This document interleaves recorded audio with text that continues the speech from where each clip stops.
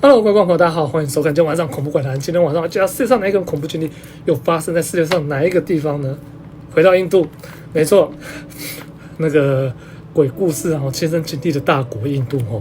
对，那今天这则经历为什么会想介绍呢？是因为我必须说哈，这一个人他所碰到的经历，其实跟我们一些年轻人很像，像说去试胆啊，或者是那个去拍片啊，或者是想要去寻找刺激啊。等等之类的，就像我一样，我会每个礼拜会去一个地方，然后拍影片回来给你们看嘛，对不对？那没错，今天这一个人的经历是发生在曾经的一个凶宅。那这个凶宅呢，据说有发生了一个蛮不好的事情啦，然后导致屋主不幸上身之后，后续所发生的一连串事情，甚至也影响到周边的住户。好，那至于是什么样的经历呢？接下来就废话不多说，赶快介绍给大家吧。这个市区某条巷子里，大多数的房子都非常的老旧，很多房子都被锁得死死的。有些是因为家庭纠纷，有一些是因为屋主已经过世，那些还活着的屋主也不再住在那里，他们把房子租出去，自己搬到了别处去。所以实际住在这条巷子的人非常的少。白天孩子们会在那里玩耍，这条街也成了许多人的捷径。但其中有一栋房子巨大，3层楼高，和其他房子完全不同。我至今还记得它那种奇怪的气场，油漆早已剥落，窗户玻璃全碎，里面一切都生锈了，覆盖着厚厚的灰尘。鸽子在里面筑巢，蜘蛛网像窗帘一样挂在每个角落。那栋房子已经关闭超过7年了。以前一位有钱的跨性别女性住在那里，根据邻居和当地老板的说法，她对每个人都很和善善良，即使社会对她充满残酷和仇恨。但有一天晚上，她2位仆人，一男一女，为了她的财产，用枕头把她给闷死。杀了她之后，他们把尸体埋在房子里，用水泥把洞盖起来，一切计划都非常的周密。他们告诉大家，那位女士出国度假去了，好几个月都没有人怀疑。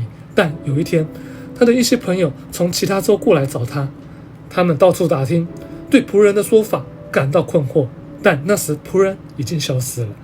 最后邻居报警，经过简单的调查，警察打破锁头，进入房子，里面一片死寂，所有的值钱的东西都不见了，保险箱被清空，珠宝和现金全都不翼而飞，看起来像是发生过抢劫。他的朋友那天晚上住在房子里，即使所有窗户都打开，他们还是感觉空气中有一种无法忍受的沉重感，像是有什么看不见的东西压在他们身上。他们告诉警察，其中1层楼感觉不对劲。第二天，警察带来警犬，在一块水泥补丁下面开始挖，找到了他的尸体，还能认得出来，但已经开始腐烂了。整个社区弥漫着一股强烈而可怕的恶臭，在场的人永远忘不了那个味道。过了一段时间，凶手被抓到了，正义得到了伸张。他的朋友和家人做了仪式之后，又把房子锁了起来，但房子并没有就此安静。很快，人们开始看到屋顶上有黑影，看到他的人几天后就会生病。其他人说，他们看到有人站在破掉的窗户边，附近的房子还听到一些奇怪的声音，有人说话，东西掉落，晚上有人低语。一开始人们怪罪鸟或动物，但很快他们就意识到这不一样。当一个小孩说他看到那位女士站在他老房子外面时，事情变得恐怖起来。然后另一个小孩也这么说。每个看到他的人之后都会莫名其妙的生病，恐惧开始蔓延，人们不再走过那栋房子，整个区域一户接一户的空了出来。他们说那里不止一个灵体，而是很多。青少年开始把那栋房子当成测试胆量的地方，试图证明自己多勇敢。但很多进去的人都说，感觉里面有人在掐他们的脖子，有些人甚至生病了好几周。对我来说，当我开始住在那个区域时，这一切都让我深深的着迷。我妈妈不喜欢我对恐怖的东西感兴趣，但我当时是个青少年，好奇、鲁莽，被怪谈吸引。我和朋友们会在午餐时间或无聊的课堂中闲聊这些事。在我在那条巷子里摔倒了几个月后，我的朋友很想去探索那栋房子。我们在网上看过捉鬼的影片，觉得自己也能做一样的事情。一个星期天的下午，阳光高照，我们4个人去了那里。我们开玩笑说，有阳光就安全。我的朋友索奴甚至带了他的板球棒当武器。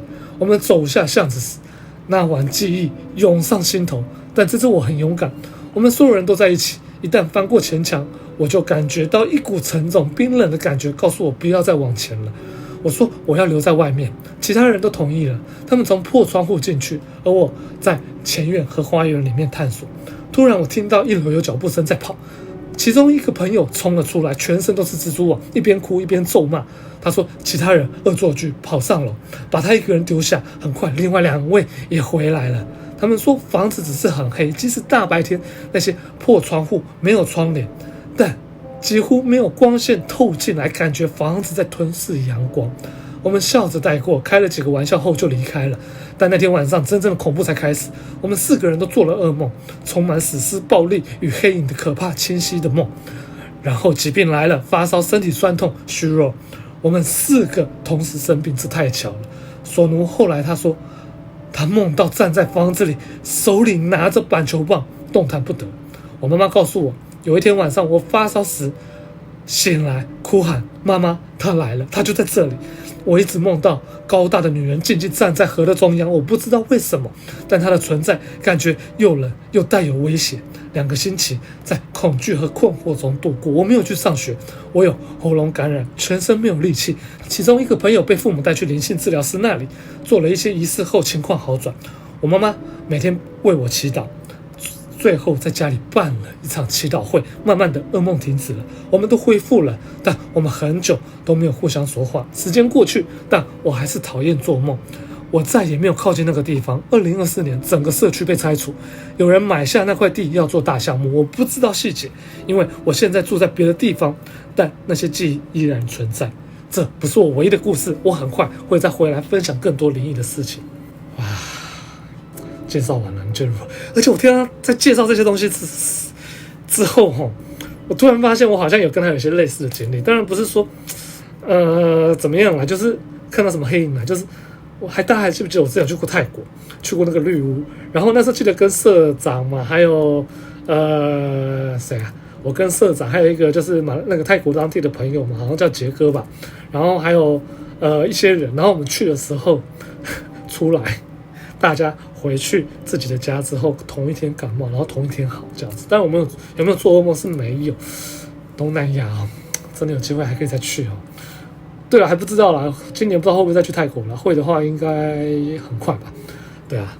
OK， 那找了评分来讲的话，因为他其实在介绍这些事情，我好像有一些东西我自己本身有经历，只是说他们进去房子里面碰到一些事情，像那种感觉好像有被人家压，或那个光好像被人家就是被那个房子给吞噬啦，这样子。其实我感觉我都有经验，所以说四颗星，因为我自己感觉好像他在讲我有可能就会发生的一些经历好，4颗星。好，那今天的恐怖观察就差不多就到这个地方为止了，非常感谢大家收看，那我们就下周再见，拜拜。